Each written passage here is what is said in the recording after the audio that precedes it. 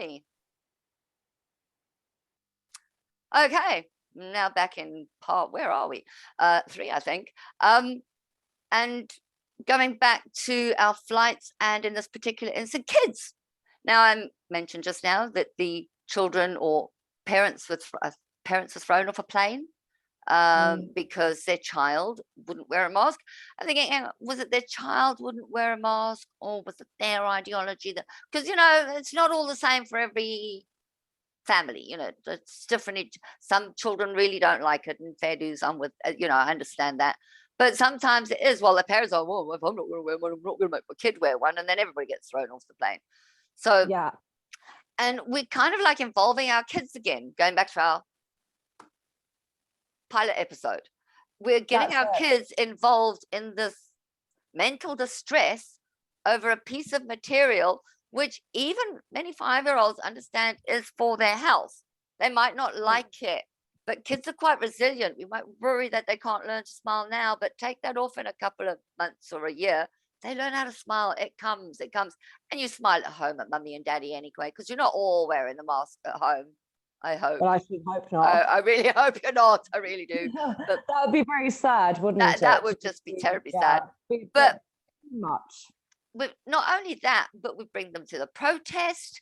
And while everybody else is moaning and complaining about our federal government here, I'd like to say hats off to Trudeau and them for actually invoking the Emergencies Act, because you know what? No under 18 peoples can attend a protest. I was so scared for the kids during that protest. You have no idea. And it's not because I think anybody actually wanted to hurt them. They would have just accidentally got in the way, because so many of them are so little. Well, that's the thing. That's where my concern lies. I understand you want to teach your children about freedom of speech, about having their own voice, and understand that you want them to be influenced by certain people. But at the end of the day, it has to come down to a child's safety. And I'm sorry, but I wholeheartedly agree with you. I don't feel that minors should be at a protest. They shouldn't. No. It's too dangerous. It's too dangerous. We know that there are some certain characters that do take it too far in a protest. They do. There's always somebody. There's always that one person that could have a weapon, could have a torch or a firearm. And who's to say that a child or even like a young teenager could be in the wrong place at the wrong time?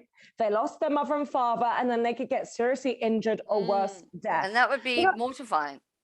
And the thing is, it's awful because I've heard such stories when there's been like a frenzy and crowds of people where people will literally get physically crushed to death. And that's where the concern for me lies, because children, as you said, are so small and so tiny. And if there's a frenzy and if there's a huge crowd running and stampeding, what chance does that child have? It happens a lot. It happens when people are having fun at that concert that happened, was it like last year? And they had that crush. Like that. I mean, granted, everybody's trying to blame the guy on stage, but you can't hold one man trying to entertain. Even an entertained crowd can lose its mind. Literally.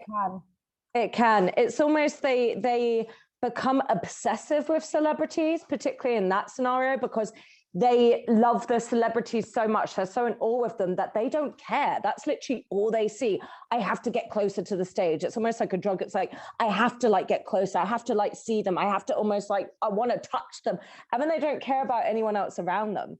They don't care. No. Their inhibitions have just been ditched. They're like, I want what I want. I paid for the ticket. I want to see that person on stage, and I'm going to shove people out the way to get what I want. Exactly. And it's a very scary mentality. And then it becomes a domino effect, because there's one squeezing past, everybody else is squeezing, and it just is becomes a domino effect, isn't it? It is. It's terrible. Domino effect. So yeah, I'm kind of glad, and that somebody on the opposite side of the fence, like Doug Ford, for example, hasn't lost his head over this whole thing either. He seems to have what does anger me though is now some place, the province of Alberta wants to sue the federal government for invoking it, and yet they've had apps. They got a cache of guns. They've arrested people who wanted to apparently allegedly kill the Alberta police or the Calgary or Edmonton police. I'm not quite sure which city's closest there, pardon my geography. But there's that. And then you've got another convoy wanting to start up, like they think this is a freaking smart idea all of a sudden. And then you've got another one sitting in Parliament turning around and saying, oh, no, no. Now they're invoking it because it's a parking hazard in downtown Ottawa. You think, hang on a second, that was not a parking hazard in downtown Ottawa. The whole idea of trying to downplay it. Yes, exactly. Downplay it. I think that's a very important They word. downplay the law, they Downplaying it. downplay the event, they downplay the psychological damage that is being done. And then you've got the likes of Piers Morgan roaming in and taking old Justin Trudeau to task. How the frick dare he? Because I'm telling you now, if this was ISIS terrorists doing this to us on our doorstep, all shit would be frickin' breaking loose. Absolutely. And they'd be demanding that the Emergency Act be invoked. They wouldn't allow them to protest on the streets. So can we have a bit of clarity, and can this devil's advocate get their point across? But you know, and it's it must be so difficult to be a person in power, like a politician or a mayor, because literally all eyes are on you.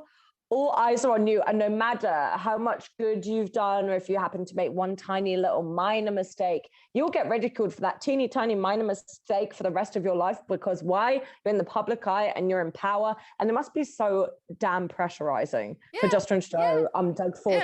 Nobody knows how to deal with this. It's so new.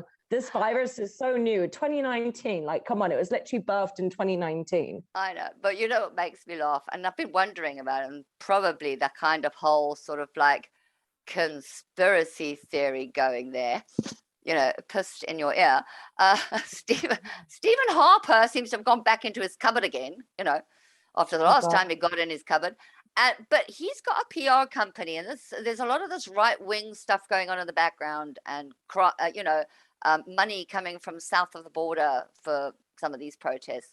And I'm just wondering where Mr. Stephen Harper is right now, because usually he's quite vocal.